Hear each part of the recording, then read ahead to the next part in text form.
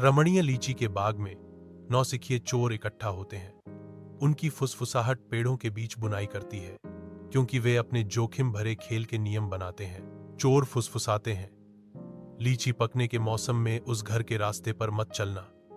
उनके शब्द सावधानी और उत्साह का मिश्रण है। राजू रोमांच में खोकर बुनियादी नियम भूल जाता है और सीधे मालिक के घर के सामने चला जाता है। उसके कदमों की गूंज शांत बाग में गूंजती है। मालिक काका प्रकट होते हैं।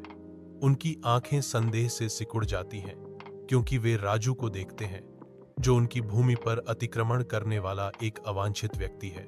जैसे जैसे काका का संदेह बढ़ता है, राजू और उसके साथियों का भाग्य खतरे में पड़ जाता है, जिससे हवा तनाव से भर जाती है। रात के आवरण में दो छायादार आकृतियां लीची के बाग की ओर बढ़ती हैं। उनका मिशन गोपनीयता में लिपटा हुआ है। हवा पके हुए लीची की नशीली मिठास से भरी हुई है, एक लुभावना सुगंध जो इंद्रियों को भर देती है। कथावाचक की आवाज अंधेरे में गूंजती है। दूसरा नियम याद रखें, कभी भी उत्सुक न दिखें। श्यामू रसीले लीची को देखकर चिल्लाता है, वाह क्या बढ़िया लीची है। काका हमेशा सतर्क, संदिग्ध हो जाता है।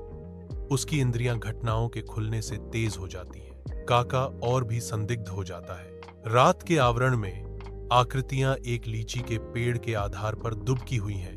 उनके इरादे छाया में छिपे हुए हैं। भोलू डींग मारता है, मैं सबसे अच्छा पर्वतारोही हूं, चुप्पी तोड़ते हुए, जैसे वह दिखावटी अक्षमता के नियम का उल्लंघन करता है।